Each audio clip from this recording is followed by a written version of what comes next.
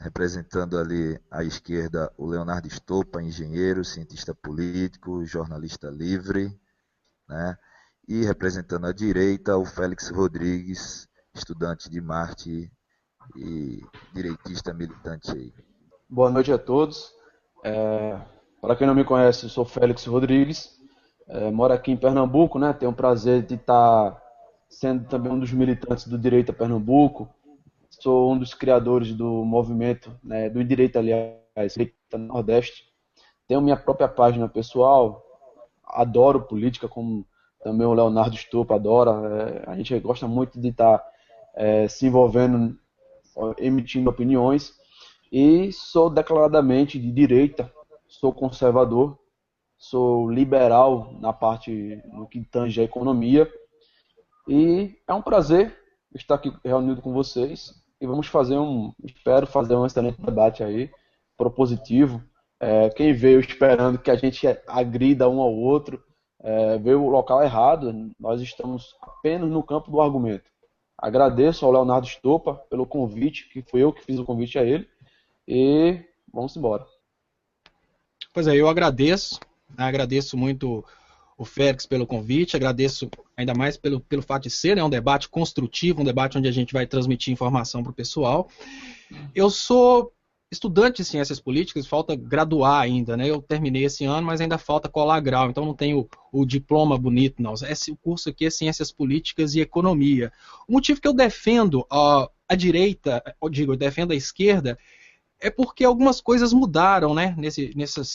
De lá para cá, o que é direita, o que é esquerda, que são assuntos que a gente vai debater aqui hoje. A minha primeira formação é na área de administração, depois disso eu estudei mais algumas coisas, assim, não vou expandir muito o currículo aqui não, mas dentre elas, jornalismo, economia e ciências políticas. Bom, como eu tenho que dar sequência no assunto, né?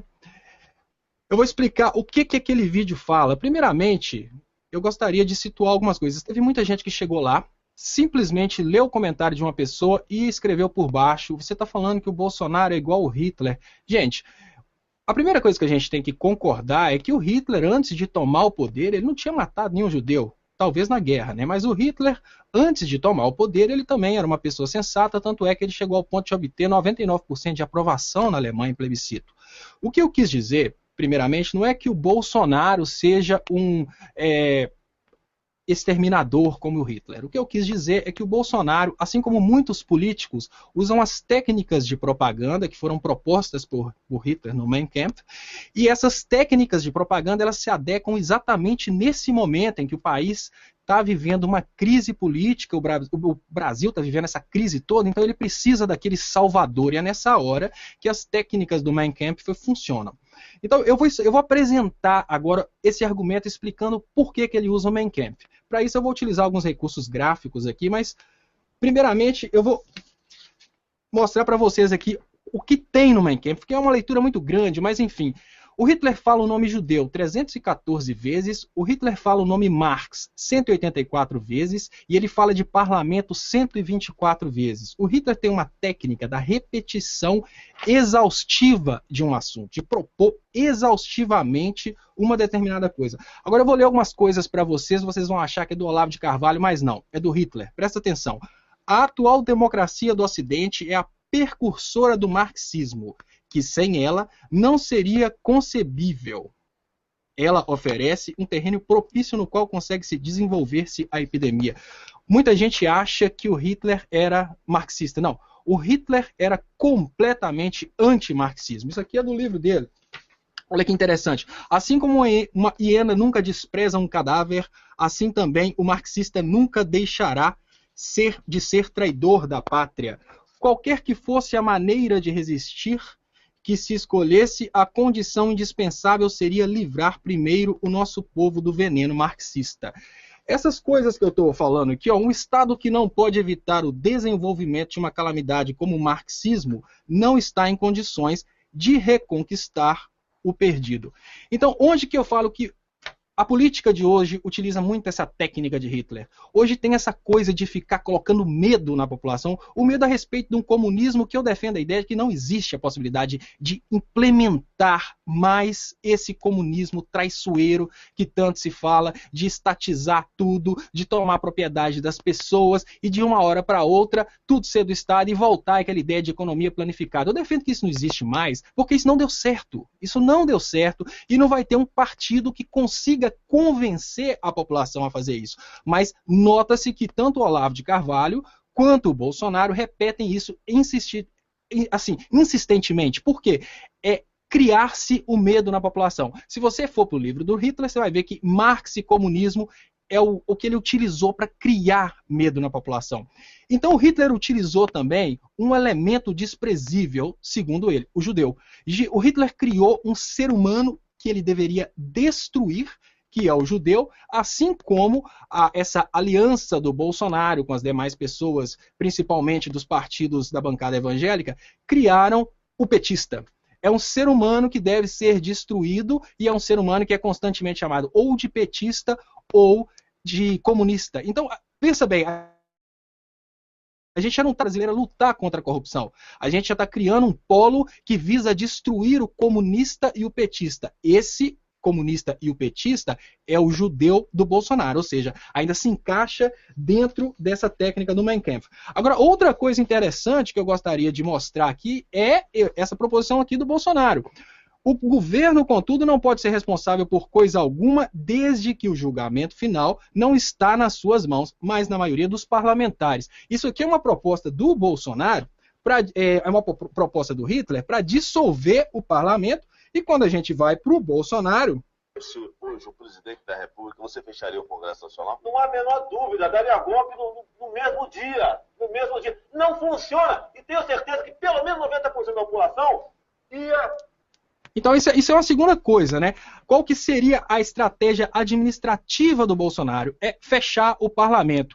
É outra coisa que realmente está no Mein Kampf. Agora, como que funciona a técnica de propaganda que está acontecendo no Brasil hoje? Pouca gente está percebendo essa técnica aqui, também do Hitler. A técnica 90-10%. 10% das pessoas que se acham inteligentes, os pseudo-intelectuais, eles se instruem a partir do Olavo de Carvalho, que é um doutrinador de direita. 90% que são os facilmente manipuláveis, eles se instruem através do Sila Malafaia, que está sempre falando aquelas coisas de família. Eu tenho um comparativo aqui que vai ficar muito fácil de entender essa estratégia do Mein Kampf utilizada hoje em dia pelo Bolsonaro e a aliança desses partidos cristãos dessa extrema-direita. Então aqui eu faço uma comparação interessante. Olha, o Hitler, Bolsonaro. Quem que é o judeu do Bolsonaro? É o petista, porque é um inimigo humano eliminável. A corrupção parlamentar é coincidente nos dois. Os dois falam da corrupção parlamentar e eles se colocam como únicos com idoneidade suficiente para destruir esse inimigo corrupto que é o parlamento. Agora você pensa, destruir o parlamento é implementar a ditadura. Então, a juventude intelectual é o foco da propaganda de Hitler, focar na destruição de Marx, assim como a... Opa! Primeiramente, vamos nos atentarmos a um fato interessante. O conjunto de falácias não constrói um argumento válido. Se o Hitler ele pode ter citado milhares de vezes a palavra judeu, como o próprio diabo cita milhares de vezes na Bíblia satânica a palavra Deus. Não significa propriamente dito que o diabo adora Deus. E não significa propriamente dito que Hitler tem alguma empatia ou simpatia ou alusão de sentimento aos judeus. Quando Hitler citou os judeus, ele citou com uma finalidade. O Leonardo exemplificou isso, mas colocou no mesmo bloco que o Hitler citou Marx algumas vezes. Isso também não elimina o fato da Alemanha socialista, nacionalista, que esse era o nome do partido original da época. Inclusive, Leonardo e todos que estão me vendo aqui, se a gente for no Google rapidinho aqui, a gente colocar moeda nazista, é uma coisa bem básica, é uma coisa que qualquer pessoa... A moeda nazista aqui, galera. A moeda nazista, vocês estão vendo aqui? Que é o símbolo nazista. Isso aqui é o símbolo da foice, isso aqui é o símbolo do martelo. Então, Hitler não ia se apropriar de nenhum simbolismo, de nenhum termo ou de nenhuma narrativa no qual ele não fosse inserido. Isso seria apenas hipocrisia. Por exemplo, com a força de comparação, Hitler não iria exaltar os judeus, iria exaltar o espírito livre em força daquilo que ele queria fazer com a humanidade para ganhar adeptos ou para maquiar aquilo que ele estava fazendo. Não. Hitler ele era muito bom propagandista, tinha uma rede de propaganda excelente e com isso ele afunilou um novo tipo de socialismo. O próprio Lenin, ele dizia, Leonardo, acuse-nos daquilo que eles não são. A própria esquerda, ou o próprio movimento comunista, ou a própria burguesia, no caso, melhor dizendo, ela vai comprar corda da gente para auto se enforcar. Então, quando você usa o Bolsonaro nessa tese, que ele está usando o Mein Kampf, você está totalmente fora da realidade. Você está totalmente fora do padrão narrativo da coisa. Porque se você está usando o Bolsonaro como forma de exemplo, que ele está usando as táticas do Mein Kampf, você automaticamente está dizendo que só existe o Mein Kampf como forma de propaganda política, como forma de divulgação, como forma de ascensão ao poder. E qual é o objetivo de se usar o Mein Kampf? No caso que você, Leonardo, você mesmo sustenta. O objetivo de se usar o Mein Kampf é o quê? É um Estado falido, é um Estado em crise, é um Estado que está com a moral e a ética abalados. Então, se eu te pergunto, será que antes de Hitler, antes da Alemanha nazista, não existiu nenhum Estado que estava em degradação? Nenhum Estado existiu que estava com corrupção? Nenhum Estado estava em depreciação, antes do desenvolvimento, em crise, revolta popular? Claro que existiu. Diversos estados existiram revoltas populares, existiram crises, existiram problemas, e nem por isso surgiu alternativa de solução para matar 6 milhões de pessoas, que foi o caso dos judeus na Alemanha nazista. Então, esse argumento, por si só, já cai de validade. Pois é, Félix. A primeira coisa que a gente tem que concordar é que quando Hitler escreveu Mein Kampf, ele não tinha matado nenhum judeu. Quando Hitler escreveu Mein Kampf, ele estava preso. O Mein Kampf foi a ideologia dele, foi a estratégia política que fez ele conseguir ascensão ao poder. O que eu estou querendo dizer não é que o Bolsonaro vai matar judeu, muito pelo contrário, o Bolsonaro gosta dos judeus, tanto é que ele foi em Israel. Não estou defendendo a ideia aqui que o Bolsonaro vai matar pessoas, não. O que eu estou defendendo é que o que todo o marketing político do mundo inteiro defende, que o Hitler fez um livro que realmente consegue convencer as pessoas. E essa estratégia que ele criou é fantástica, né, para convencer as pessoas. Agora, o que ele fez depois de conseguir o poder realmente foi uma coisa que é criticável. Mas agora, só para fechar o raciocínio, gente, olha só isso aqui, que interessante, a parte onde eu parei, né? Enquanto a juventude intelectual forçar na destruição do Marx, a juventude intelectual brasileira do Bolsonaro focar na destruição do comunismo. Agora, a técnica mais interessante é isso aqui muita gente vai se identificar. Se dividiu, né? Os 90% que são as presas fáceis no caso, facilmente convencíveis, corrupção e defesa dos princípios morais, que é o que o Hitler falava, corrupção e defesa dos princípios morais. Agora, olha que coincidência, juventude, que é o 90% da juventude do Bolsonaro, falar repetidamente no kit gay, chamar todos os demais de corruptos. O que eu falo que o Bolsonaro fez, que é muito do Mein Kampf, o país é corrupto, eu sou a solução. Precisamos dissolver o Congresso porque os parlamentares não prestam, eu sou a solução para isso, né? Essa ideia de conseguir os militares. Hoje fala-se em extremismo militar, mas a gente sabe que o extremismo militar ele precisa ser aguçado. Não adianta falar militares vão para a rua, não. Um presidente que já toma o poder com essa ideia de ditadura militar, de ter os militares, ele já toma o poder querendo dizer que ele realmente vai implementar uma ditadura, porque sem os militares não tem ditadura. Então vamos falar sobre direita e esquerda, tá bom? Foi o segundo tema lá que a galera escolheu. Beleza, Leonardo? Beleza. Beleza? Bom, vou começar agora. Pô, botei o cronômetro aqui. Bom, eu vou pegar a última lógica que o Leonardo colocou e eu quero discorrer um pouquinho sobre ela.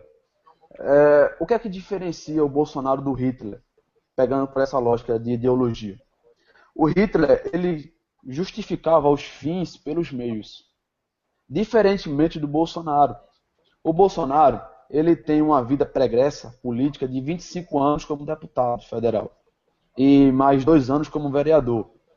O Bolsonaro, pelas polêmicas que ele causou, por aquilo que ele já falou, pelas as opiniões que ele já emitiu, ele não demonstrou medo algum de perder o poder, de perder a imunidade parlamentar, de perder tudo aquilo que o cargo público oferece para ele.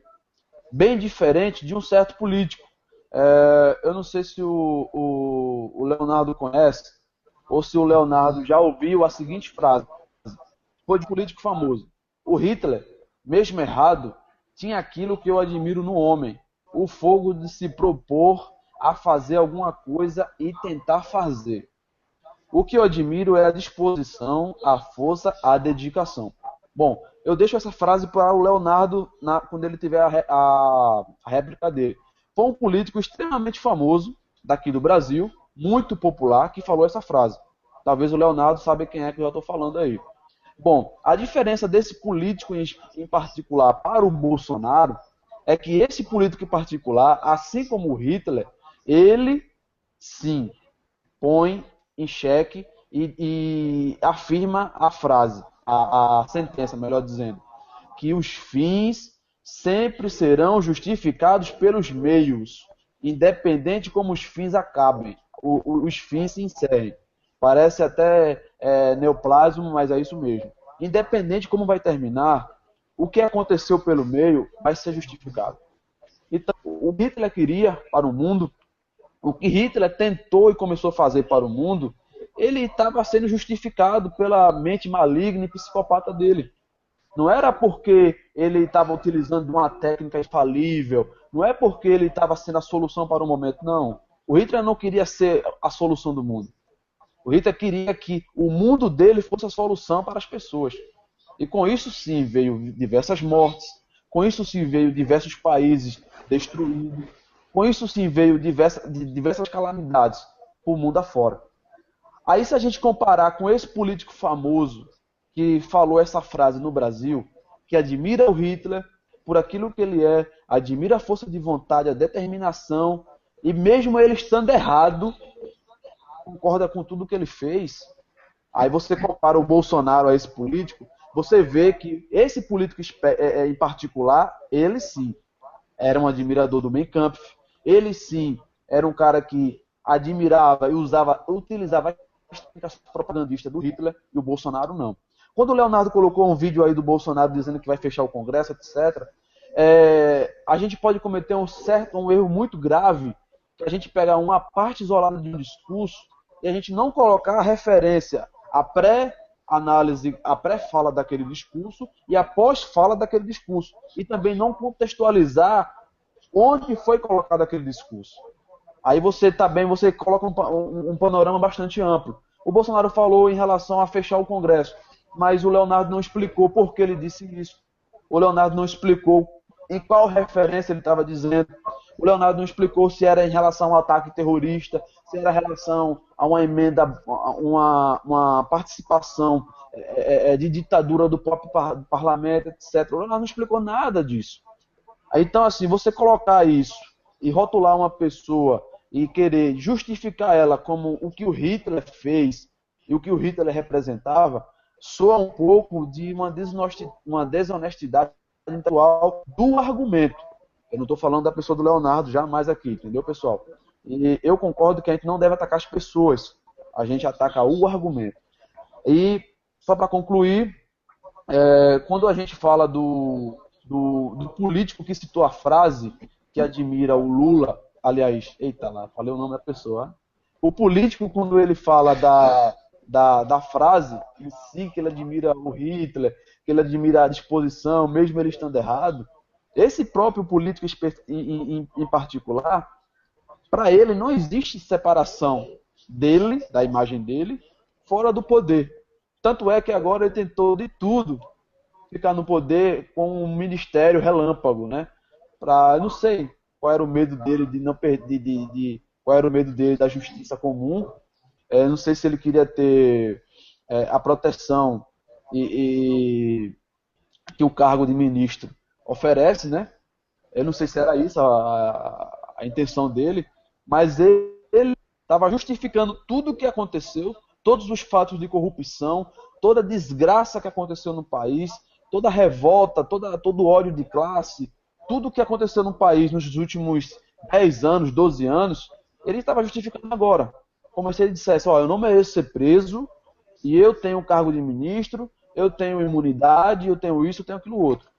Da mesma forma que o Hitler também não queria ser pré-julgado, não queria ser preso, não queria ser confinado por tudo aquilo que ele fez.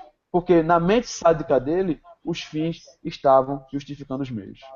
Antes de mais nada, eu acho que digamos assim, desperdiçar tempo a gente falar em direita e esquerda e ficar agredindo um político ou outro, comparando políticos, porque a proposta do meu trabalho é exatamente desmascarar os políticos e desmascarar o sensacionalismo na política. Quando eu falo desmascarar o sensacionalismo, eu falo desmascarar o sensacionalismo de qualquer lado. Então você falou direita e esquerda, eu vou te explicar por que eu particularmente sou de esquerda.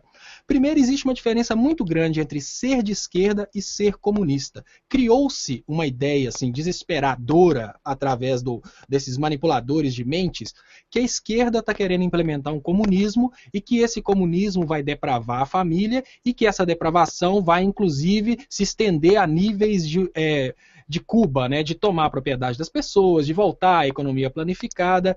Esse tipo de esquerda, para mim, não presta, sinceramente. Eu sou da esquerda que acha que o milionário tem que contribuir para a erradicação da pobreza. Eu sou da esquerda que acha que o imposto tem que sair do bolso dos milionários, por exemplo, de um dono da Rede Globo, e financiar uma saúde pública, financiar a educação pública. Eu sou da esquerda que acha que as pessoas têm que ter igualdade de oportunidade. Eu não acho que as pessoas têm que ter igualdade de salário, porque as pessoas são diferentes. Mas eu acho que um filho de pobre também tem que ter direito de estudar. Eu acho que um filho de pobre tem que ter condições, por exemplo, de chegar numa universidade. Eu conto muita história de um amigo que eu tenho orgulho dele, meu melhor amigo de infância, que é o Júlio César, que é uma das pessoas mais inteligentes que eu conheci. Ele teve que parar de estudar para trabalhar, para ajudar em casa.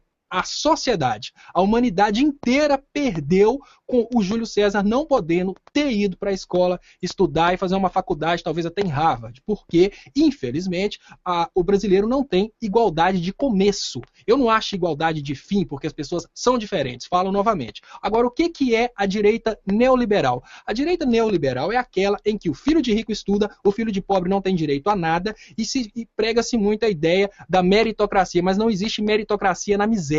Eu sou contra esse tipo de direita. Não existe meritocracia na miséria. Um cara que tem que trabalhar 20 horas por dia para poder sustentar a família e depois coloca o filho dele para pedir no sinal, esse menino não vai conseguir estudar, ele nunca vai ter a mesma oportunidade que um filho de rico. É essa a esquerda que eu defendo. A esquerda que dá saúde pública, é uma esquerda que dá segurança pública, é uma esquerda que é capaz de prover, por exemplo, para uma pessoa que tem vontade, mas não tem oportunidade. Agora, essa coisa de comunismo, essa coisa de tomar tudo, entregar para o Estado, gente, eu não acredito que exista a possibilidade disso acontecer, até porque o Brasil tem forças armadas. Se um presidente ficar louco e tentar fazer isso, as forças armadas vão lá, arrancam o presidente do lugar e colocam uma pessoa que tem miolo dentro da cabeça para governar. Eu não acho que isso aconteceria. Então, essa é a diferença entre direita e esquerda, e é essa a esquerda que eu defendo. É uma esquerda que tira aquela pessoa da miséria.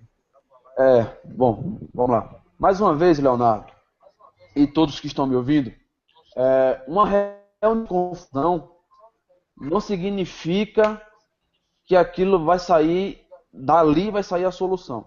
Da mesma forma que um conjunto de falácias não necessariamente vai ser colocado um argumento válido e verdadeiro. Bom, você, Leonardo, fala que é de uma esquerda que é pró a sociedade, que é em pró as pessoas, que é em pró a justiça social, etc, etc, etc. Nada contra você, a gente está falando somente apenas dos argumentos, você mesmo falou dessa esquerda. Mas essa esquerda que você falou, Leonardo, é a mesma esquerda que Hitler pregava, é a mesma esquerda que Stalin pregava, é a mesma esquerda que Idi Amin pregava, é a mesma esquerda que Pol Pot pregava, é a mesma esquerda que Mao Tse-tung pregava, é a mesma esquerda que Che Guevara pregava, é a mesma esquerda que Fidel Castro pregava, é a mesma esquerda que Nicolás Maduro prega. Não existe distinção. Há um conjunto de falácias, não necessariamente vai reunir um argumento válido. Da mesma forma que uma esquerda que tenta ter bons sentimentos e boas intenções, não necessariamente ela vai ser válida para a sociedade.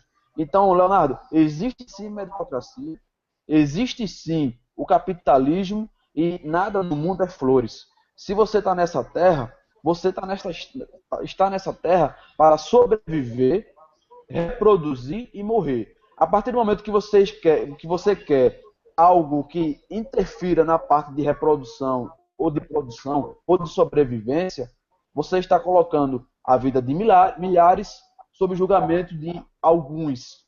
É assim que a esquerda faz. Ela pega o que é de produção, ela pega do que é de... Concluir, Félix. E tenta fazer com que o povo aceite tudo o que eles falam. O Anderson Lima pergunta, né, se você já leu o caderno de teses do PT. Você tem uns 5 minutos, você pode emendar aí, tá bom? Tá. Bom, eu nunca li o caderno de teses do PT. Eu não sou do PT. Igual eu falei, eu sou aquela pessoa que defende qualquer partido que não vai simplesmente adotar uma posição neoliberal que vai deixar as pessoas mais miseráveis cada vez mais na miséria. Então, o PT é o partido que está fazendo esse tipo de coisa hoje, o PT é o partido que fez Bolsa Família, o PT é o partido que está mantendo o SUS. As ideias neoliberais já vieram com essa ideia de destruir o SUS, de tirar os programas de bolsa, de fazer esses tipos de medidas que eu não concordo, tipo, acabar com a saúde pública, acabar com a educação pública, já está tirando o FIES. Como assim, gente? A gente é um país que precisa industrializar, você vai tirar as bolsas relacionadas a estudo superior. Eu não concordo com isso. Então, quando a pessoa vira para mim e fala assim, você é PT. Não, PT é o partido que hoje está fazendo o que a minha ideologia pede. Então, você perguntar para mim a história do PT, você perguntar para mim o que o Lula fez, você perguntar para mim que tipo de roupa que a Dilma usa, eu não sei absolutamente nada disso. Eu só sei de uma coisa, os programas sociais que estão funcionando hoje, a forma como o PT taxa os milionários para entregar para os menores, isso para mim bate com a ideologia que eu tenho hoje. A diferença é essa, porque se você vai num país igual a África, onde é completamente o contrário, que é esse modelo que você está tentando implementar aqui hoje, a Nigéria, por exemplo, que é um país que eu trabalhei lá gravando documentário a respeito desse assunto, vocês vão ver que debaixo do tapete tem uma maioria esmagadora de pessoas que está morrendo de fome, simplesmente porque implementaram um sistema capitalista sem controle e não existe esse processo de tirar dos ricos e entregar para os miseráveis. Então esse capitalismo desenfreado na Nigéria causou essa desgraça toda. Bom, agora eu imagino interessante linkar no outro assunto. Então, eu vou começar a falar sobre direita e esquerda agora na parte econômica. Então, eu quero fazer um resumozinho que o Adam Smith propôs aquela ideia lá de mão invisível, né? Continuando a ideia que o Félix começou, que não se deve interferir na economia. O primeiro grande economista da história foi o Adam Smith. Ele propôs essa ideia da mão invisível, não se toca na economia, porque os recursos funcionam, né, sozinhos. Então, a gente teve o primeiro grande momento da mudança econômica, que foi a crise de 29, quando o presidente dos Estados Unidos, e inclusive assim, o mundo inteiro começou a interferir na economia, exatamente por causa do John Maynard Keynes, que foi contestado posteriormente. Qual foi a ideia dele? Ele falou, olha, quando uma empresa fica com medo de investir, ela para de investir. Então, o que o Félix propôs é uma coisa que faz sentido. Quando tudo está muito bem, você pode esperar que os empreendedores vão investir, os bancos vão emprestar dinheiro e a coisa vai funcionar. Mas quando entra em crise, a coisa muda completamente. Quando entra em crise, as pessoas têm medo de investir, o banco tem medo de emprestar dinheiro e todo mundo para de consumir porque entrou em crise. É o que aconteceu no Brasil agora, uma crise de consumo. Então, qual que foi a proposta do Keynes nesse momento? Na hora que o particular não investe mais porque entrou em crise, é hora do governo intervir e investir e fazer a economia mexer. Realmente, isso funcionou, né, até o momento que a Margaret Thatcher tomou o controle na Inglaterra, e nos Estados Unidos também implementaram essas ideias neoliberais de estatizar tudo. Agora, existe uma diferença muito grande entre estatizar tudo e ser totalmente, digamos assim, Estado mínimo. Existe uma ilusão muito grande que as pessoas acham que os Estados Unidos e a Inglaterra, quando adotaram essas medidas de estatização, abriram mão da interferência do governo. A Inglaterra tem um Estado social, que tem saúde pública, que tem absolutamente tudo que eles estão tentando colocar no Brasil. Tem financiamento escolar, tem escola pública, tem saúde pública, tudo isso gratuitamente, não é gratuito, obviamente, é pago com dinheiro das pessoas que recolhem muitos impostos. Mas a Inglaterra diminuiu, digamos assim, o nível de interferência na economia. Todos os países, por causa da influência da escola austríaca do Friedrich Hayek, eles realmente diminuíram a interferência na economia. O que aconteceu com essa diminuição da interferência na economia é que chegou-se um ponto em que 1% da população do mundo tinha praticamente 90% da riqueza. Isso é ruim? Eles não merecem? Não é que eles não merecem, eles podem ser os mais inteligentes. Mas chegou-se ao ponto em que a população que trabalha já não estava em condição de pagar o próprio consumo. Então, o que aconteceu em 2008, a crise do capitalismo, voltou às teorias econômicas do Keynes, a ideia do Estado ter que interferir. Então, quando eu falo que o Brasil não tem que ser Estado mínimo, o Brasil não pode voltar para essa ideia do Hayek, é porque essa ideia caiu de novo em 2008. Se a gente volta com o Brasil para essa ideia do Estado não interferir na economia, o que a gente está fazendo, na verdade, é adotando um modelo que em 2008 foi abandonado. Se a gente prestar atenção, em 2008 a Inglaterra começou um esquema de interferência na economia que reformou todas as escolas públicas e construiu mais. Porque é o investimento do Estado. Se você vai para os Estados Unidos, o Obama criou um pacote de gasto na economia exatamente por causa disso. Agora a Itália, na semana passada, a Itália em crise, criou um processo de bolsa. Então realmente existiu. Existiu. Bom, eu fico muito feliz que o Leonardo traga para o debate esses temas, né? Realmente estou muito feliz de estar aqui, porque é uma oportunidade única. O Leonardo tem um excelente currículo. O Leonardo tem infinitos prêmios, diplomas. Eu sou apenas um curioso. Mas como curioso, sou um pouquinho chato. Por exemplo, quando o Leonardo cita o capitalismo na África, concordo com ele. Foi um capitalismo desfreado, mas onde foi desfreado? De que sentido foi desenfreado? Como foi desenfreado? E qual foi a participação do Estado? Quando você começa a pegar a participação do Estado, eu posso trocar participação por interferência ou intervenção estatal para acoplar o raciocínio melhor. O que aconteceu na África, pessoal, foi nada mais, nada menos que uma intervenção estatal. Ou seja, a mão do Estado pesou fortemente sobre a África. Por exemplo, quando o Leonardo falou da África, do capitalismo, ele não colocou aí a Somália. Para quem não sabe, pessoal, o que o Leonardo estava tentando desenhar logicamente era a chamada e tão definida tese que os esquerdistas usam hoje em dia, chamada a solução para o fim da desigualdade social. A Somália, Leonardo, e todos que estão me ouvindo aqui, todos que estão nos ouvindo, ela tem a solução no qual você prega. Ela não tem praticamente nenhuma desigualdade social. Porque 70% das pessoas da Somália estão vivendo na miséria. Aí quando você vem para o argumento do 1%, que através da diminuição da intervenção estatal ficaram mais ricos, aí você tem que elencar e tem que mostrar aonde foi que essas pessoas ficaram ricas, aonde foi que os países ficaram ricos, e se os países que ficaram ricos, a população está morrendo, feito a Somália, ela está passando fome, feito Cuba, ela está desesperada por uma grande solução feita a Venezuela, ou ela está bem economicamente, ou ela está bem de saúde, ou ela está bem na educação, como Singapura, como Hong Kong, como Luxemburgo, como diversos países que fizeram a não participação ou a não intervenção estatal ser um grande problema. Pelo contrário, eles diminuíram. Eles seguiram o que a escola austríaca pregava, ensinava na sua cabeceira. Então, um nome em particular, Leonardo, que eu acho que você deve conhecer, é o Lee Kuan Yew, Lee Kuan Yew, é mais ou menos o nome dele que se escreve assim. Esse cara aí pegou um país que foi expulso da Indonésia, um país que não tem nenhum histórico de minério ou commodities da época. Deu tempo, Félix. Com a pena. Ô Félix, eu ainda não entendi por que você continua dando exemplo de países comunistas, que eu sou totalmente contra o comunismo. Eu acho que todo mundo, quando a gente fala que defende um programa de bolsas e defende a erradicação da miséria, as pessoas falam comunista. Eu sou totalmente a favor do enriquecimento dos mais inteligentes. Eu sou a favor de um Estado responsável. Você veja bem, se de uma hora para outra, 90% da população 1% da população ganha 90% da renda, de uma hora para outra, o capitalismo vai entrar em colapso, porque o resto da população vai parar de trabalhar, porque eles vão pensar, não está adiantando eu trabalhar, que eu não estou conseguindo comprar. Então eu vou cuidar da minha horta, porque na minha horta eu tiro sustento.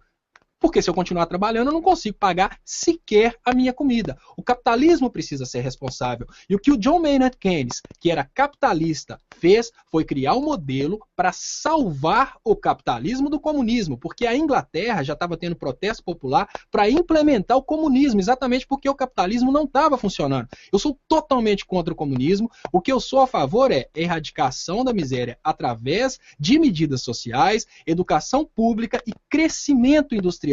Agora, quando você deu o exemplo da Somália, eu dei o exemplo da Nigéria, a Nigéria achou petróleo, fizeram uma confusão danada, tiraram o presidente, venderam o petróleo para as empresas americanas e britânicas. As empresas americanas e britânicas destruíram a industrialização da Nigéria e transformaram aquele povo que poderia estar trabalhando hoje em indústrias, transformaram aquele povo em escravos para a extratização de petróleo. É o que eu não quero que aconteça com o Brasil. Então, quando você fala comigo que eu defendo o comunismo e dá exemplo de Cuba, Venezuela, dá exemplo desses lugares, eu não entendo, porque isso não tem nada a ver com a minha ideologia. Eu não sou a favor de um país se fechar para o mercado internacional. Eu sou a favor de um país ser realmente liberal, eu sou a favor de um país ter uma economia não planificada, uma economia de mercado, mas hora nenhuma eu defendo que um país tem que simplesmente deixar os pobres ao relento, porque eles vão, de uma hora para outra, brotar deles um empreendedorismo. Se você for no Nordeste, você vai ver pessoa que não conhece moeda, que não conhece dinheiro. Aquelas pessoas ali, como é que você espera que aquelas pessoas, de uma hora para outra, se transformem em empreendedoras? Elas não vão se transformar em empreendedoras do nada. Isso não vai acontecer. Isso é ilusão, você imaginar que você vai esperar que um modelo capitalista dê para aquelas pessoas lá no Nordeste condição de crescer. Uma coisa é Áustria, outra coisa é Brasil. Uma coisa é um país continental do tamanho do Brasil. Bom, primeiro, Leonardo, que eu não estou categorizando a pessoa do Leonardo, eu estou categorizando o argumento do Leonardo. Então a gente está dividindo aqui pessoa do argumento, né? A gente tem que deixar bem claro isso. Segundo, que você, quando usa a lógica do 1% mais rico e automaticamente você defende a distribuição de renda, porque quando você fala programas sociais, você fala distribuição de renda. Você, no começo do primeiro bloco, foi no segundo bloco, você defende que os mais ricos paguem a conta dos mais pobres. Mas há uma confusão generalizada de argumento em relação a isso, Leonardo. Por quê? A partir do momento que a população, segundo você mesmo está dizendo, ela está com uma grande desigualdade social, há uma confusão de paradoxos aí.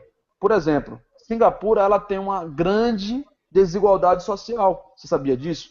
Singapura não tem CLT, Singapura não tem férias remuneradas, Singapura não tem folga remunerada, Singapura não tem salário mínimo, etc. Mas você não vê ninguém de Singapura fugir para ir para o Laos, para ir para o Iêmen, para ir para a China comunista, para ir para a Coreia do Norte fazer estágio lá. Você não vê ninguém fazer isso. Da mesma forma que você não vê nenhum cubano pegar 10 dias de alto mar, enfrentando tubarões pelo braço, nadando, fugir para a Jamaica, para trabalhar na Jamaica. Não, os caras querem ir para Miami, os caras querem ir para o Canadá, os caras querem ir para onde o capitalismo está. Ou seja, da mesma forma, se o mundo hoje... Porque, exemplo, Leonardo, você também... Não é o que estou dizendo, é o que você disse. Você diz que é de uma esquerda que é pró às pessoas, eu acredito nisso. Você disse que é de uma esquerda que quer o bem das pessoas, eu também acredito nisso. Eu, como Félix, posso crer e posso fazer um pré-julgamento de valor do Leonardo como pessoa. É um cara que eu gosto, é um cara inteligente, é um cara que tem um excelente currículo. Mas se eu for cegamente olhar o discurso do Leonardo, eu vou remetê-lo a que as pessoas que usavam isso antigamente falavam também. O Hitler, o Stalin, o Mao Tse Tung e etc. E essas pessoas em particular, elas também diziam que os ricos eram responsáveis para pagar a conta dos mais pobres. Então, com isso, eles criavam diversos impostos, tributos gigantes, a intervenção estatal era gigantesca, e com isso as regras de não pobre começou a imperar nesses países, como é até hoje, e isso é totalmente distinto dos outros países no qual a redução estatal ela é evidente, como Singapura, como próprios Estados Unidos da América, como aqui mais recente aqui nós temos agora o Chile, está implantando essa cultura agora da pouca intervenção estatal, e com isso você está gerando uma desigualdade social, concordo com você, Leonardo, mas é uma desigualdade social na prosperidade. Ela é totalmente válida, porque eu posso ser mordomo seu, Leonardo, que você é um engenheiro, você é jornalista, você é cientista político, eu sou apenas um estudante. Eu poderia ser um mero empregado seu, ganhando 8 mil reais. Você está ganhando 100 mil por mês. Em termos de comparação de salário, você está muito à frente de mim. Isso pode conotar para a esquerda atual, a esquerda que fala os holofotes da mídia no mundo inteiro, como uma desigualdade social. Mas para mim, que veio de uma pobreza, para quem não sabe, eu moro aqui no Nordeste, eu sou daqui de Pernambuco, conheço a realidade do Nordeste como poucos. Para mim, que veio da miséria, 8 mil reais é o melhor salário do mundo. Da mesma forma, para uma pessoa que está limpando banheiro lá no Canadá, que está ganhando 2, 3 mil dólares por mês, é o melhor salário do mundo do que um membro do alto escalão cubano, que está ganhando 100 dólares por mês. Então, assim, quando a gente fala de desigualdade social, nós temos que falar e dividir as pessoas do discurso. O discurso é muito bonito. Você falar que ama as pessoas, faz outra. Todo mundo fala isso. Inclusive, um homem, quando ele quer cortejar uma moça, ele vai prometer os céus e a terra, entendeu? Ele vai de Hitler a Marx e Olavo a Bolsonaro. Então, assim, a confusão, mais uma vez eu vou colocar aqui, a confusão de argumentos, a confusão de falácias não dá um argumento válido. Só para concluir, eu quero colocar, Leonardo, a lógica do lápis, a lógica da produção da caneta, por exemplo, aqui é a caneta aqui.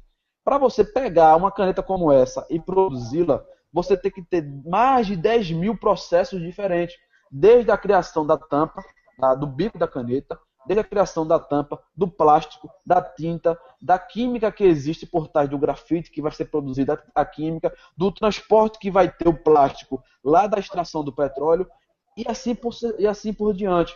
Então, da mesma forma que você diz que existe 1% de riqueza no mundo para um grupo fechado de pessoas, é uma falácia da máquina brega. Porque, assim como é para produzir uma caneta, precisa de muitos processos, ninguém pode ser rico por completo. Desculpa aí, passar um pouquinho de tempo. Não, tá tranquilo. Eu ainda não consigo entender porque que você continua dando exemplo de Cuba, porque eu sou totalmente contra o comunismo e sou totalmente a favor da ideia de que quem merece mais, ganhe mais. Volto a dizer, o que eu acho é que a gente deveria esquecer Cuba e imitar, por exemplo, a Inglaterra. A Inglaterra, qualquer pessoa na Inglaterra não só pode, como é obrigado a estudar até o 2º grau. Na Inglaterra, qualquer pessoa pode financiar o curso superior. Enquanto o Brasil está desativando o FIES, a Inglaterra acabou de lançar um sistema de financiamento de mestrado. Qualquer pessoa aqui na Inglaterra agora que quiser fazer mestrado tem o financiamento do governo. A Inglaterra tem o melhor sistema de saúde do mundo e é público. A Inglaterra tem bolsas para desempregados. Então, se de uma hora para outra a pessoa ficou desempregada, ela não vai estragar o capitalismo parando de comprar no mercadinho, porque quando o desemprego aumenta, o mercadinho sofre, porque as pessoas param de comprar naquele mercadinho porque elas ficaram sem dinheiro. O que a Inglaterra faz? Fingindo que está ajudando o pobre, mas na verdade está ajudando os ricos, que são os donos dos mercados. Distribui dinheiro. Isso é a responsabilidade administrativa do capitalismo. O que você está achando que eu estou falando que é tomar do rico e entregar para o pobre é uma estabilização econômica. Você acha, por exemplo, que se de uma hora para outra todas as pessoas, os 99% ficarem pobres, o que eles vão comprar dos 1%? Nada.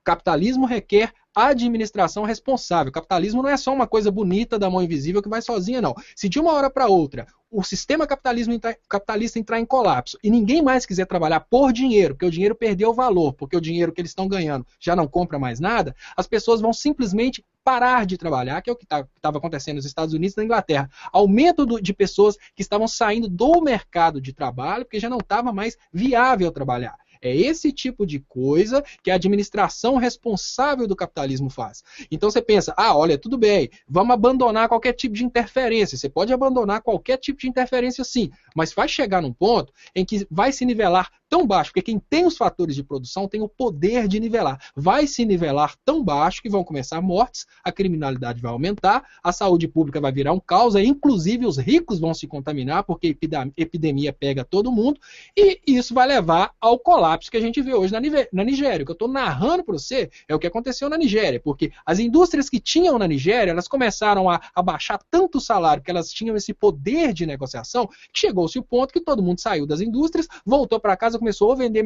amendoim na rua, ou começou a produzir qualquer coisa em casa para o sustento da própria família, começou a trabalhar-se com escambo novamente, já tem escambo na Nigéria, o cara produz feijão e troca o feijão a troco de arroz, porque a economia entrou em colapso, porque os capitalistas não tiveram a responsabilidade de manejar o capitalismo. Um exemplo muito interessante que a gente vê, o McDonald's hoje aqui na Inglaterra, ele já não tem mais caixa, ele coloca uma máquina, você vai lá, paga com cartão, ele tirou o emprego daquela pessoa. Para o McDonald's é interessante porque está potencializando, você vai no posto de gasolina, é automático.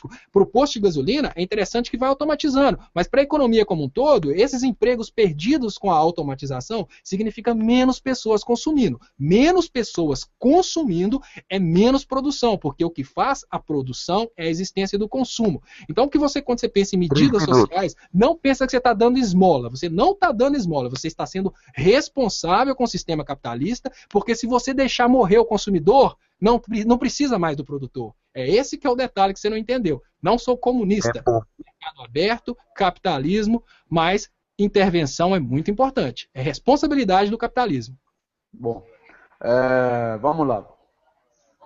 A gente tem que ter uma responsabilidade, Leonardo, muito grande naquilo que a gente está falando, naquilo que a gente está construindo aqui no debate. Eu procuro ir por uma linha lógica. Eu não estou te rotulando de comunista mais uma vez. Não quero passar essa impressão, entendeu? E assim, eu estou tentando construir uma lógica. Nós estamos agora num debate de capitalismo versus socialismo, né? E já passamos de direita e esquerda. O capitalismo, você fala que, exemplo, as grandes indústrias começaram a baixar os preços da mão de obra local, etc, etc, na Nigéria, e as pessoas começaram a sair da própria empresa. Mas isso gerencialmente falando, é burrice de indústria. Por quê? A própria Nigéria, ela tem um governo corrupto, um governo no qual a intervenção estatal ela é gigante e ela não permite a livre concorrência das indústrias.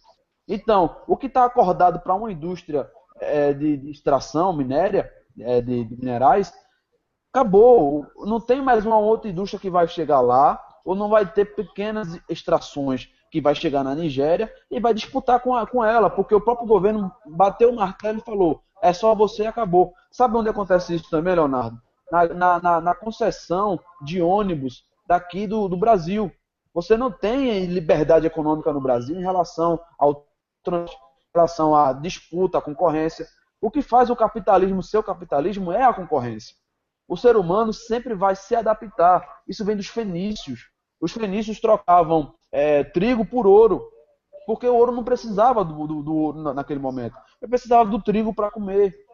Da mesma forma que o mundo veio se adaptando e evoluindo nesse processo de troca, compra, venda, é o que nós estamos vivendo hoje. O que eu estou tentando trazer de volta é o seguinte: a partir do momento que há intervenção, você quebra essa linha lógica da humanidade, no qual ela busca a sobrevivência e a prosperidade, cara.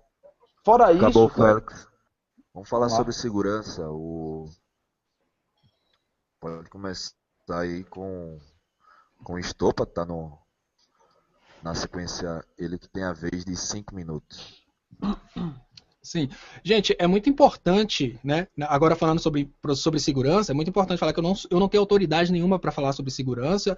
Eu não sou criminologista, nem sei como é que chama o profissional que tem condição de falar sobre segurança, mas como tem sido muito debatida essa ideia, principalmente essa ideia de pega ladrão, mata ladrão, prende ladrão, e esse desespero todo em cima da segurança, né? Eu vou falar as pequenas coisas que eu vou, digamos assim, que eu vou ter condição de pescar a respeito desse assunto. Uma das coisas polêmicas está sendo até que ponto deve-se, digamos assim, prender o pobre. Né? Vamos resumir dessa forma. Eu quero fazer uma crítica a respeito disso. O Brasil hoje é um país que tem uma facilidade muito grande de entrar na favela, matar o ladrão, principalmente agora que vai poder prender os de 16 anos, né? Pegar, matar, fazer o que quiser com aquele pobre de dentro da favela, mas o Brasil, infelizmente, não consegue prender gente rica. O Brasil é um país que pega o pessoal lá da ponta, né? Coloca a polícia para arriscar a vida, brigando com o pessoal lá da ponta do tráfico de drogas, mas o cara que foi pego traficando pasta base de cocaína para dentro do Brasil está trabalhando no governo hoje. Então, entram aqueles detalhes polêmicos a respeito da segurança. Uma delas é a redução da maioridade penal, e é uma coisa que certamente você quer saber se eu sou a favor disso. Eu sou a favor da redução da maioridade penal, sim, mas ao mesmo tempo eu sou a favor de uma sociedade que cobre justiça. Por que a sociedade nossa cobra tanto destruir o traficante de drogas, que está lá na ponta, que está lá na favela, e aquele não vai ter proteção nenhuma do Estado, não vai ter proteção nenhuma particular, e vai ser facilmente condenado, mas ninguém se manifesta a respeito do cara que foi pego com pasta base, traficando pasta base de helicóptero? Por que um traficante filho de rico, ele nem fica preso? Entendeu? Esse tipo de coisa, eu sou a favor não só da redução da menoridade penal para 16 anos. Crime hediondo, para mim, não tem que ter idade. Aqui na Inglaterra funciona assim: se o cara de 10 anos for pego, o cara 10 anos matou, beleza, você vai passar o resto da vida na cadeia, porque você sabia o que você estava fazendo. Você matou porque você quis matar. Eu sou totalmente radical nesse ponto, mas ao mesmo tempo eu acho que é um absurdo ter uma justiça que só condena pobre. Então, antes de pedir penas radicais, antes de pedir redução de maioridade, antes de pedir extermínio de pobre, a gente tem que pedir igualdade na justiça, sabe? Eu acho assim, a população tem que divulgar essas coisas absurdas que acontecem, né? O filho do Eike Batista vai lá, atropela, mata e fica por isso mesmo. Então, gente, será que é justo pedir penas bárbaras só para os pobres? Né? Porque é muito fácil falar do pobre, porque é bonito falar do pobre. Não estou falando do pobre, é a diferença. Por que o cara que não tem, digamos assim, ele não tem grana para se proteger, por que para ele a lei é diferente? Então, a lei brasileira, que tem brechas para defender quem tem dinheiro para pagar advogado, precisa ser modificada. Então, quando se fala em segurança pública, se fala no policial, é muito fácil descartar o policial. Vocês acham que porque eu critiquei o Bolsonaro, eu sou a favor daquele clubinho que fica lá só metendo o pau no policial que pegou e matou? Não, eu acho assim, se a pessoa desafiou o policial, ela tem que levar tiro. Eu acho que se o cara, o cara tá lá, né? O policial falou, o cara tá desafiando, ele tem que levar tiro sim, não tem que vir cá sacanear a vida do policial por causa disso, não. Então nesse ponto eu sou muito radical, mas eu tinha até uma ideia que eu falei assim, gente, cada policial tinha que andar com a GoPro no capacete. Porque na hora que o cara mexeu, ele mete o tiro, e depois na hora que vier esse monte de gente falando, que matou, coitadinho, ele é trabalhador. Ele deu um tiro naquele cara ali que estava levantando a arma, né? Então, nesse sentido, eu sou muito radical. Eu acho que polícia não tem que dar trela para vagabundo, mas a polícia tem que ser honesta também. Por isso que eu acho que Você compra um revólver pro policial, o revólver custa 5 mil, por que você não pode comprar uma câmera pro cara se proteger legalmente do que ele faz? Porque é lógico que tem um policial, eu acho que a maioria da polícia é honesta, mas tem aquele cara desonesto também. Tem aquele cara que vai atrás do bandido para pegar a arma e revender. Esse tipo de cara tem que sair da polícia, tem que ser expulso. E eu acho que tem que ter, assim como a polícia americana tem, a polícia brasileira tem que ter formas de se proteger contra a palhaçada. A polícia brasileira tem que ter uma câmera no carro, a polícia brasileira tem que ter uma câmera pequenininha no capacete, hoje tem câmera do tamanho de uma caneta. E se o cara tentar fazer sacanagem com o policial, mete bala. Se a sociedade, se um cara da sociedade, jornalista principalmente, sensacionalista, tá perseguindo o policial porque o policial teve que matar, aquele cara tem que ser processado. Pena não é só para traficante, não. O cara que destrói a ordem pública utilizando do sensacionalismo para aparecer, ele tem que ser preso. É ofensa à ordem pública, por exemplo. O que aquele senador fez de falar que o feijão aumentou porque Dilma doou 600 toneladas para Cuba? Se é certo ou não doar essa quantidade, eu não sei, mas é um distúrbio à ordem pública falar que teve o efeito econômico de triplicar o preço do feijão. Então eu acho assim, crime tem que ser punido de forma severa, mas tem que ser punido todo criminoso. Não é punir só o pobre, não. Eu acho assim, justiça igual para rico e para pobre. Eu sou radical enquanto a justiça. É sentar o bambu mesmo no criminoso, não só no pobre. Faca na caveira, deu tempo aí. Vamos lá. Uma só não, bicho, é duas. Uma de um lado e uma do outro, e depois acaba de quebrar a caveira. Porque eu acho assim, bandido tem que levar ferro, mas bandido, igual, bandido rico, bandido pobre, na cadeia. E nesse ponto eu sou radical. Se for bandido de crime hediondo, eu acho que a cadeia não, porque nós vamos ter que pagar. Deixa o policial matar o cara. Nesse ponto eu sou radical. Se for o policial acabou de ver o cara matando a criancinha ali, mata o cara, bicho. Mata o cara, porque ele não vai tomar tempo do juiz, não. Isso aí eu sou radical. Beleza. Félix, você tem 3 minutos, tá? Então é com você. Bom, aí. Nós aí, Leonardo, eu vou te mandar o adesivo lá do Bolsonaro 2018, cara, pra você colocar aí atrás desse teu mural aí, vai combinar contigo. Então, bom, esse é um debate, não necessariamente nós temos que divergir de opiniões. A opinião do Leonardo aí, 80% eu concordo plenamente. Só que hoje aconteceu um fato interessante no país. A grande mídia, ela sempre tem um sensacionalismo devasso, um sensacionalismo que só se preocupa em vender matéria, não importa a fonte, ou importa a origem, não importa o dano que vai causar. Só que hoje no Brasil nós temos uma coisa diferente, uma coisa interessante. Não é somente o pobre que é preso no país hoje, não. Você tem hoje algumas pessoas de colarinhos brancos muito bom de dinheiro presos. Como é o caso hoje que saiu a sentença do Ministério Público Federal a respeito do Carlos Bunlai, do André Esteves e também de um outro magnata que foi denunciado junto com essa galera aí, no crime da Lava Jato. Não sei se o Leonardo conhece, né? É um tal chamado Luiz Inácio Lula da Silva. Esse cara, junto com o André Esteves, com Carlos Bunlai e tantos outros, foi amplamente hoje denunciado pelo Ministério Público Federal. E se a justiça comum aceitar, acatar, vai todo mundo pegar a pulseira de Roberto Carlos e passar a jogar dominó lá dentro do presídio. Então, hoje no Brasil, você está vendo que há uma certa...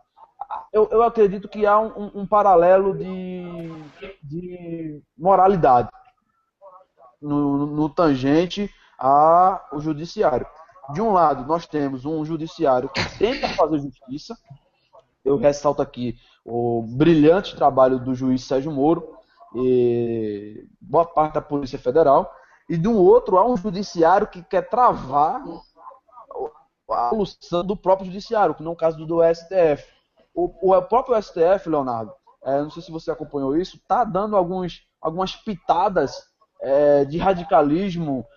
Eu não sou da área do direito, eu não posso falar com propriedade, mas assim, o próprio STF está dando algumas pitadas de radicalismo. Por exemplo, soltando traficante com pasta base de cocaína, uma pequena quantidade que para ele, na interpretação do STF, não é crime, mas exemplo, de um pequeno material pode ser extraído e pode ser produzido vários outros materiais de grande porte, no caso como a pasta base. O STF está soltando pessoas assim. O STF está indo contra a lógica do judiciário que está querendo desenvolver o país e está travando esse judiciário. Então, assim, hoje realmente está tendo algumas pessoas de colarinho branco indo preso, pessoas que a gente jamais imaginaria. Por exemplo, o caso do Marcelo Odebrecht, que é o dono do Brasil, um cara que tem um faturamento de bilhões mensais, está mais de um ano preso. Marcos Valério preso, e tantos outros, Carlinhos Cachoeira preso. E está faltando sim alguém de Minas Gerais aí que falta ser preso, né? Alguém de nariz nervoso aí. O Estopa agora tem 2 minutos. Isso aí é um sonho, mas eu não acredito que aconteça não, Félix, porque, olha, a gente divergiu um pouquinho de segurança pública, né? Que o colarinho branco não é bem segurança pública, apesar de ser um crime. O que eu acho que a gente está muito longe da justiça é porque o que tem hoje no Brasil é a justiça política. A gente sabe que, assim, você pode não acreditar nisso, mas existe um patrocínio muito grande de empresas que estão querendo comprar o pré-sal, e esse patrocínio chega a ponto de comprar o judiciário brasileiro, comprar a Polícia Federal, e só se investiga políticos que são contra a venda do pré-sal. E para se conseguir prender os políticos que são contra a venda do pré-sal, investiga-se também empresários ligados aos políticos que são contra a venda do pré-sal. Seria maravilhoso se a gente tivesse um judiciário apartidário que prendesse todos os bandidos, mas o que está acontecendo é que o tempo que o Sérgio Moro está tomando para tentar prender o Lula, porque o PT é contra a venda do pré-sal, o tempo que ele está perdendo, ele já poderia ter prendido praticamente, digamos assim, todos os políticos brasileiros, mas o que o cara está fazendo? O cara está assim, eu tenho que prender o Lula, eu tenho que prender o Lula. Aí tem aquela montoeira de denúncias, aquela montoeira de delações sendo ignoradas, porque a missão dele no Brasil é prender o Lula. E isso atrasa a justiça, porque a gente tem um monte de corruptos para serem presos, um monte de crimes para serem investigados, mas só que a gente não pode colocar o Sérgio Moro para poder trabalhar nesses crimes, não pode se colocar a Polícia Federal para investigar esses crimes, porque quem patrocina o Sérgio Moro e quem patrocina a Polícia Federal são a favor de políticas de privatização, e essas políticas de privatização não têm nada a ver com o governo do PT. Então, é mais ou menos assim, olha, a gente não tem a Polícia Federal, a gente não tem um Ministério Público Federal. A gente tem um Ministério Público prendedor de PT e a gente tem a Polícia prendedora de PT e a gente não tem um sistema judiciário brasileiro. A gente tem um sistema julgador de PT. Então, eu acho que a gente está muito longe, digamos, a gente está muito longe de ter uma justiça sã. A gente tem uma justiça partidária e não é só partidária, a gente tem uma justiça privatizadora. É uma justiça que quer tirar do poder todos os partidos que são contra a privatização, porque o pré-sal, queira ou não queira, o pré-sal é uma riqueza inestimável. A venda do que está debaixo do solo brasileiro é um dos maiores crimes que pode acontecer, e isso paga Sérgio Moro, isso paga a Polícia Federal, isso paga o judiciário brasileiro, que infelizmente não é mais judiciário, é um sistema de investigação do PT. Leonardo, o P. José aqui, ele está perguntando se você tem conhecimento, se você já leu as atas do Fórum de São Paulo. Olha bem, eu sei do que se trata o Fórum de São Paulo, eu sei de toda a nebulosidade que se fala a respeito do Fórum de São Paulo, e o que eu conheço a respeito do Fórum de São Paulo é que é uma ideia dos partidos de esquerda da América Latina de fazerem políticas que não dependam dos partidos colonizadores. Eu volto até para um vídeo meu que eu fiz a respeito da vantagem comparativa. Se o Brasil, por exemplo, faz negócio com os Estados Unidos, o Brasil é obrigado a reduzir para a produção de grãos, porque os Estados Unidos têm uma indústria que tem muito mais vantagem comparativa que a indústria brasileira. Então, o Brasil vai ter que produzir extração mineral, vai ter que produzir petróleo, vai ter que produzir coisas baratinhas para trocar com os Estados Unidos. Então, o que é a ideia dos partidos de esquerda? Olha, vamos trabalhar entre a gente que não vale a pena mexer com aquele cara grandão lá não, porque aquele cara grandão está querendo meter a chibatada. Então, concentrar os negócios entre os partidos de esquerda. Agora, se tem uma conspiração de transformar o Brasil num país comunista, eu gostaria de lembrar para vocês um episódio que aconteceu a respeito da religião do Santo Daime. Juntou um monte de gente e cismou que ia passar um meteoro e eles tinham que tomar um chá suicida lá e todo mundo suicidou porque ia naquela cometa do meteoro lá por causa do Santo Daime. Isso é um exemplo de radicalismo. Eu acho assim, pode ter sim, se existir sim, um bando de idiotas falando em transformar o Brasil em comunista, a gente tem um exército para evitar. Porque ninguém vai conseguir convencer as Forças Armadas se um presidente ficar louco e fala, vamos pensar que o presidente tomou um produto muito poderoso, ficou muito doido e falou, agora o Brasil vai ser comunista. Gente, o parlamento vai falar que não, né? Porque afinal de contas a gente ainda é uma democracia, e na hora que o parlamento falar que não, se ele insistir, o exército vai lá e tira ele do poder. O que eu penso é isso. Agora, se nas atas do Fórum de São Paulo tem alguma teoria conspiratória a respeito de transformar o Brasil em comunismo, isso eu não sei. O que eu sei a respeito do Fórum de São Paulo é, vamos nos unir para desenvolver entre nós, porque não é negócio para a gente comercializar com um país que tenha mais vantagem comparativa em produtos industrializados. Se a gente quer industrializar e quer crescer a nossa indústria, a gente tem que procurar parceiros que precisem da nossa indústria e não parceiros que queiram destruir a nossa capacidade industrial para voltar a gente para a fabricação de grãos. É isso que eu, até onde eu sei, a união dos países da América Latina com tendência de esquerda é isso. Eu vou entrar no assunto do Foro de São Paulo, né? Eu vou zerar aqui meu cronômetro e vou começar. Bom, só para parafrasear o Leonardo, que encerrou o último bloco de segurança, ele disse que o Moro trabalha para a privatização do país, falou do pré-sal, etc.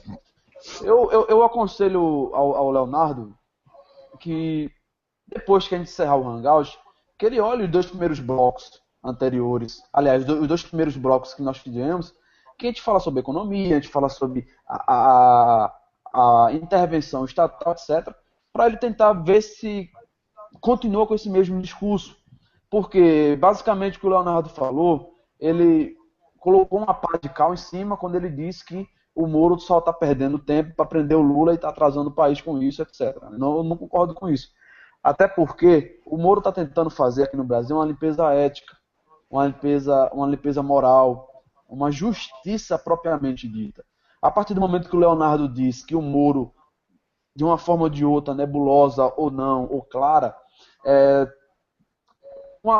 e com o Ministério Público Federal, com a Polícia Federal, está atrasando o país, o Leonardo está praticamente carimbando que tudo que aconteceu pré-Lava Jato foi bom para o país. É a mesma coisa que retomou lá do início. Os fins estão justificando os meios. Porque o Brasil entrou numa crise sem precedentes, o Brasil entrou numa alta taxa de juros, o Brasil entrou o dólar cresceu astronomicamente aqui no país, o país entrou numa crise de identidade, o Brasil entrou numa crise política e pior, o Brasil desenvolveu uma crise econômica que vai nos atrasar ainda por mais ou menos 10 anos. Então, se o Leonardo fala do Moro, ou fala da Polícia Federal, etc., nesse sentido aí, ele está carimbando, ele está carimbando que tudo que a Dilma, o Lula, o PT, a esquerda, fez no Brasil foi bom. Então, assim, eu não concordo, eu acredito que o Leonardo não queira dizer isso. E no procedimento aí ao sistema de Foro de São Paulo, nós caímos também agora em outra falácia. Mais uma vez eu vou dizer, o conjunto de falácias não necessariamente vai reproduzir uma verdade cômica ou uma verdade propriamente dita. Ela pode trazer uma verdade cômica, que no caso que nós estamos vivendo aqui nesse debate. Por quê? Se você diz que há um certo radicalismo no país que está, através do meio, dizendo que temos que evitar a todo custo o comunismo, por conta disso, por conta daquilo outro, e que o Foro de São Paulo, na sua intenção, era de ajudar o país, de desenvolver o país, mais uma vez eu retomo aos blocos anteriores, que a intenção, ela faz o inferno estar cheio. O diabinho, ele é muito bonitinho também, ele cita Deus várias vezes na Bíblia satânica, assim como Hitler citou judeus, assim como Hitler citou Marx. Não necessariamente significa que Hitler seja bom. Não necessariamente significa que o diabo seja bom. E também não necessariamente significa que o Foro de São Paulo, só porque prega nos seus estatutos, nas suas leis internas, que seja bom. Por exemplo, qual é o maior produtor de petróleo da América Latina? A Venezuela. A Venezuela tem um dos melhores petróleos do mundo. É um petróleo mais leve, é um petróleo fácil de você extrair as suas composições. O que era a Venezuela há 15 anos atrás? Porque o petróleo na Venezuela, Leonardo, assim você deve concordar comigo, continua sendo o mesmo petróleo de hoje. A Venezuela, ainda detém os mesmos níveis de extração de petróleo de hoje. Só que a diferença da Venezuela dos últimos 20 anos para hoje é totalmente gigantesca. A Venezuela de 20 anos atrás, quando a esquerda e o Foro de São Paulo não interviu lá, não colocou a sua mão de intervenção nos conceitos morais, econômicos, ideológicos, etc., era uma Venezuela próspera, era uma Venezuela sadia, era uma Venezuela que tinha comida, era uma Venezuela que tinha até papel higiênico, cara. Hoje a Venezuela não tem nada disso. A Venezuela depende da abertura da Colômbia para poder gerar um burburinho de mais de 15 mil pessoas para comprar pelo menos um remédio para dor de cabeça. E continua sendo um dos maiores produtores de petróleo do mundo. Aí onde está a diferença entre você ter boas intenções e realmente isso se consolidar na prática. É muito interessante, Félix, quando você fala essa questão da Lava Jato e do... Eu chamaria Prende Lula, porque houveram várias delações. Eu não sou a favor de deixar bandido solto, não. Eu acho que a Lava Jato tem que funcionar, mas nenhuma delação contra os partidos que estão a favor da venda do pré-sal foi levada adiante. Quando eu falo que existe uma conspiração para a compra do pré-sal, é porque você pode dividir o Brasil, esquece partidos, divida o Brasil entre a favor da venda, contra a venda. Se a pessoa é a favor da venda do pré-sal, ela não é processada. É isso que está acontecendo. Esse é o Sérgio Moro que a gente conhece hoje. A pessoa pode ser do PT. Se ela traiu o PT e está a favor da venda do pré-sal, ela não é processada. Se a pessoa está contra a venda do pré-sal, ela é processada. Procura-se coisas contra ela para tirá-la da política e colocá-la na cadeia, se possível. Agora, quando você falou comigo dessa questão da economia, olha, a economia, né, digamos assim, você falou comigo sobre a economia do Brasil, mas as ciências econômicas têm outra explicação que também cai nesse mesmo eixo conspiratório para destruir o governo e comprar o pré-sal, que é a crise de demanda. De uma hora para outra, todos os canais de televisão começaram a falar em crise, só se falava em crise o tempo todo. Quando você fala em crise, as pessoas param de comprar. Aí eu te pergunto, para que vai se produzir se as pessoas pararam de comprar? Se não tem procura, não precisa de ter oferta. Então, aí começou-se destruir a indústria brasileira. Aí começou-se gerar desemprego. Porque se uma pessoa pensa, olha, tá em crise, eu vou mandar meu empregado embora, tá em crise, eu não vou comprar. Aí o cara do mercadinho pensa, olha, tá em crise, se o meu cliente parou de comprar, eu vou parar de comprar do fornecedor. Aí o fornecedor pensa, olha, os mercadinhos pararam de comprar de mim, eu vou mandar todo mundo embora e parar de comprar do produtor. É aí que o produtor para de produzir. Então, esse esquema conspiratório que a mídia fez, se você prestar atenção na mídia antes do Temer entrar no poder, era só crise, crise, crise. E a coisa vai piorar. É esse sistema que gera a crise econômica por falta de demanda. Agora, quando você fala comigo de um processo de aumento do câmbio, eu não sei se você conhece, o governo, né, através de política monetária de câmbio sujo, ele tem poder de flexionar o câmbio, porque a partir da flexão do câmbio, ele tem condição de estimular a compra de produto brasileiro. Então, quando a indústria brasileira estava indo para o ralo, o governo tentou abaixar o valor do real em relação ao dólar para gerar consumo internacional e, a partir do consumo internacional, salvar a indústria brasileira. Só que a indústria brasileira já estava destruída e, na hora que ele colocou o consumo internacional para concorrer dentro do Brasil, o que ele criou foi uma extrapolação de demanda e a extrapolação de demanda causou a inflação. Então, se você prestar atenção, se você buscar nas ciências econômicas, você vai ver que tem todo um processo de aplicação de engenharia de economia reversa para destruir a economia brasileira, e esse processo foi fortemente, amplamente incentivado pela imprensa brasileira. Então, é por isso que eu te falo, existe um processo conspiratório, por mais que todo mundo queira ignorar esse processo conspiratório, e você pode dividir o Brasil hoje entre a favor da venda do pré-sal, contra a venda do pré-sal. Se é a favor da venda do pré-sal, tudo bem, não é processado. Pode ter 30 delações, não é processado. A Lava Jato, o que eu quero dizer é que a Lava Jato não é uma investigação feita para prender corruptos. A Lava Jato é uma investigação feita para tirar da justiça, para tirar da política aquelas pessoas que se opõem à venda do pré-sal. É esse o detalhe. Não sou contra Moro, sou contra o Moro não prender todos. Ele só prende uma certa parcela da política. Algumas delações da Lava Jato. Temos aí agora o Félix com 2 minutos. Beleza, vamos lá. Desculpa mais uma vez. Ô Leonardo, não sei se você consegue lembrar do Doutor da Morte de Hitler, o Mengele. Com certeza você deve lembrar dele, né? Foi um dos caras que mais fizeram atrocidade em Auschwitz. Fez todo tipo de experimento, todo tipo de manipulação no corpo, todo tipo de atrocidade humana que você imaginar. Mas para o Mengele, algumas pessoas no qual ele queria fazer alguns testes, ele mantinha aquela pessoa viva. Era o chamado soro da vida do Mengele. Da mesma forma que o Mengele usava o soro para deixar uma pessoa viva, se você usar o referencial daquele curto espaço de tempo que ele usava apenas o soro para deixar a pessoa viva, você vai categorizar o Mengele como uma pessoa boa. Mas tudo que o Mengele fez pré o soro foi uma desgraça.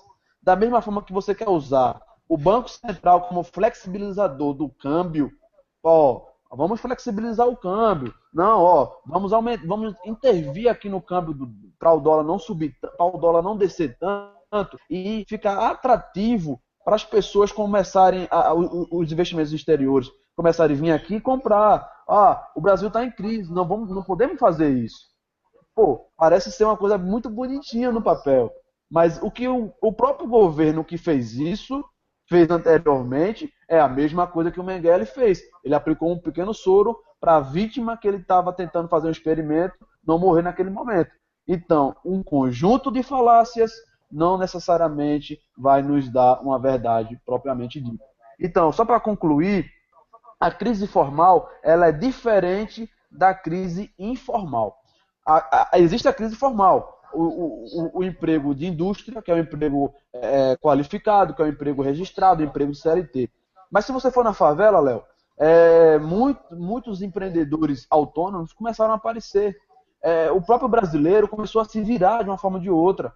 Então, existe a crise formal, aquela crise que escraviza a pessoa, que faz a pessoa perder o emprego qualificado, o emprego de carteira, mas também o brasileiro, ou todas as pessoas do mundo que como estão em crise, vão tentar sobreviver de alguma forma. Então, a crise informal, ela não é colocada na tese no qual você levantou aí. Pois é, eu queria... Bom, só para fechar nesse raciocínio a respeito da interferência dessa conspiração em cima da economia, porque o Félix falou a respeito de existir uma crise formal diferente da informal.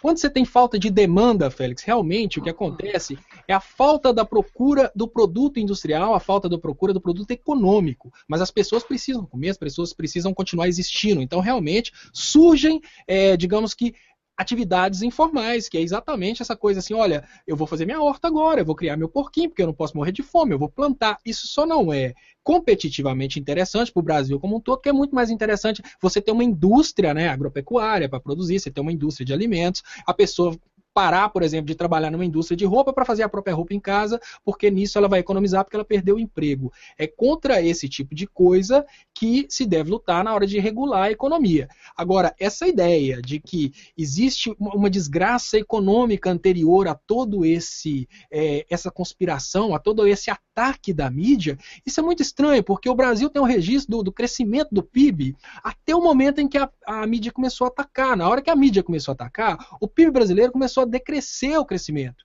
Então, existe sim uma lógica, porque existem as estatísticas. Não adianta a gente ficar pensando que tudo é falácia, porque tem números. Quando você vai, por exemplo, nas estatísticas do governo, você vê lá, você vai nas estatísticas dos bancos de pesquisa, você vê, olha, PIB crescendo, Bolsa de Valores legal, de uma hora para outra, começa a se atacar o valor do fazedor de política econômica. É nesse momento que começa a zoar as coisas. Então, não pode também falar que tudo é falácia, né? Porque está tudo muito registrado. Se a gente quiser falar, por exemplo, que alguma coisa há 5 mil anos atrás era uma falácia, isso faz sentido, porque é muito difícil de se provar.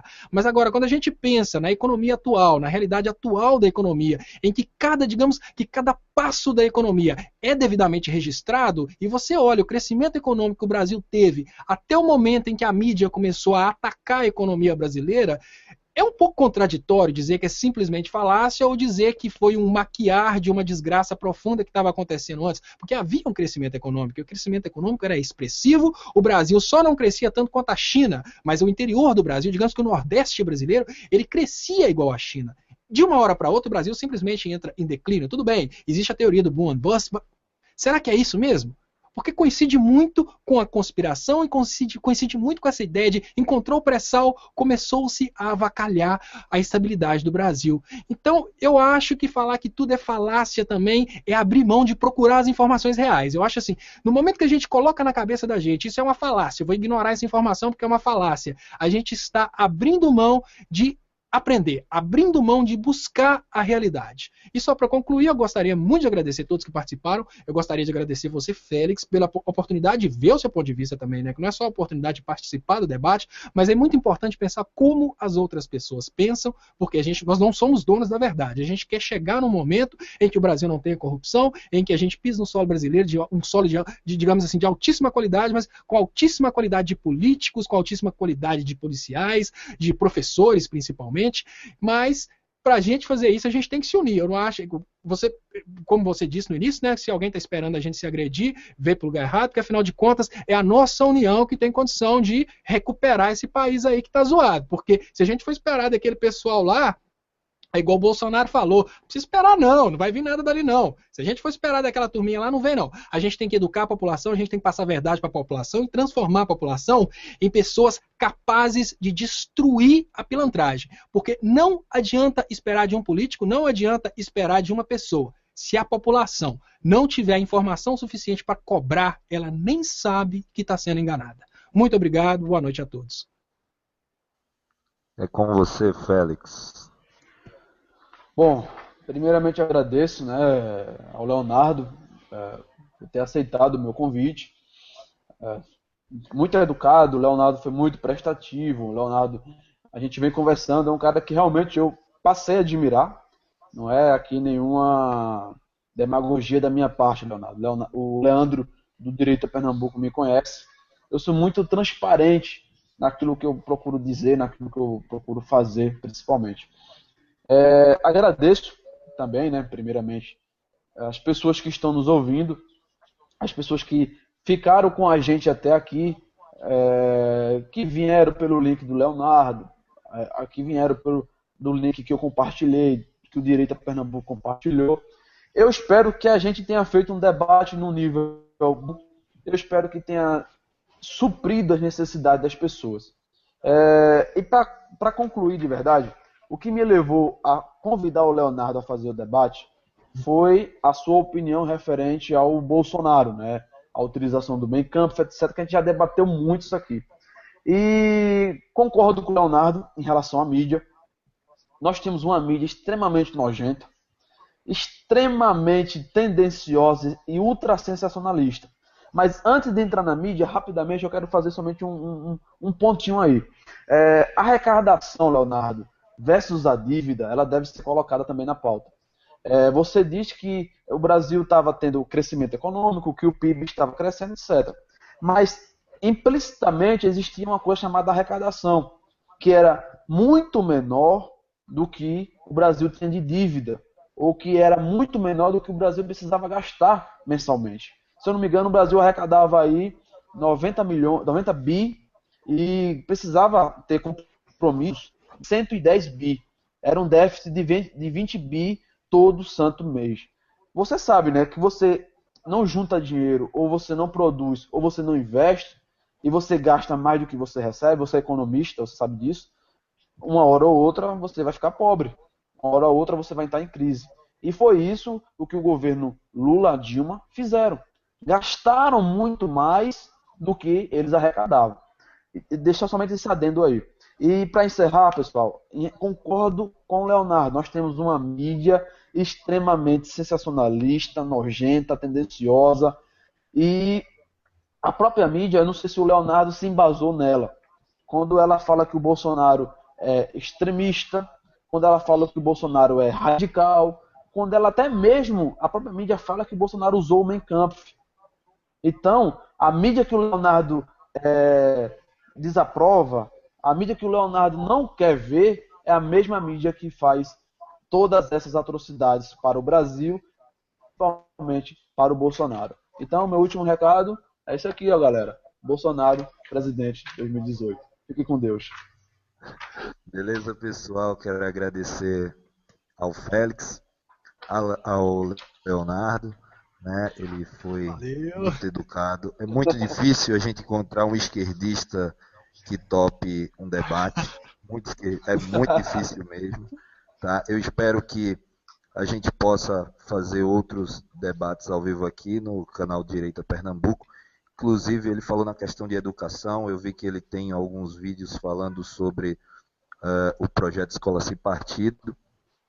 E já de antemão queria convidá-lo também que o próximo debate que a gente fizesse aqui, que a gente vai promover, você iria participar aqui com a gente e colocar o seu ponto de vista, né, sobre o projeto Escola Sem Partido, que está sendo votado, está tendo uma votação na internet, uma enquete, e que o pessoal está estranhando muito o que vem acontecendo. As páginas de direita que vinham promovendo a votação, né, essa enquete, caíram 20 das maiores páginas de direita de ontem para hoje, o que é um absurdo. A gente, infelizmente, vem sofrendo uma queda de alcance muito grande devido ao Facebook, e espero que essas páginas voltem. Inclusive tem um Bolsonaro zoeiro, Bolsonaro opressor, a Loira Opressora, entre outras páginas Faca aí na caveira. muito boas que só colaboram. Faca na caveira, né? Então, impressionante o que vem acontecendo justamente nessa época de votação, né? E você encontra páginas ridículas, né? Até mesmo páginas estimulando pedofilia, que a gente denuncia e não consegue derrubar, e páginas com ideologia de direita caem muito fácil. Queria também agradecer a todos vocês que estão assistindo aí, né, de todos os lugares do Brasil e fora do Brasil também. Falar para vocês curtirem a página Direita Pernambuco, se inscrever aqui também no canal no YouTube. Recentemente a gente está com um projeto chamado Aliança Interestadual da Direita, né? Vocês procurem no Facebook Aliança Interestadual da Direita, que é a união de vários movimentos consolidados de direita espalhados pelo Brasil, e a gente vai utilizar essa página para trabalhar mais a nível nacional e de forma coordenada. Queria avisar também que a gente vai ter um hangout próximo domingo, tá? Vai ser no canal do Panelinha da Direita. O pessoal que já conhece, a gente sempre fazia os hangouts todos os domingos a partir das 9 horas. A gente vai estar fazendo, e vamos estar com a participação de 9 estados, né? Então, entre eles, Direita Paulistana, o Direita Minas, Direita Amazonas, o Direita Fortaleza, o Direita Paraibana, tem o Direita Mato Grosso, Movimento Pro Direita do Rio de Janeiro, temos também o Movimento Direita Sensata do Espírito Santo. Eu acho que eu não esqueci de nenhum aqui. Então, vai ser às 9 horas do próximo domingo no canal do Panelinha da Direita. E também estamos aí vendo aí com o Carlos Bolsonaro aí, que ele está devendo um hangout com a gente. Quem sabe o Estopa não tem o prazer e a honra de debater com o vereador Carlos Bolsonaro, né? Então, Eles me pessoal, falaram, já... desculpa te interromper, mas desculpa te interromper, mas me falaram, por que você não conversa direto com o Bolsonaro? Eu falei, tá doido, eu não quero ir pra corte marcial, não. Não sou palhaço, não, eu tô correndo.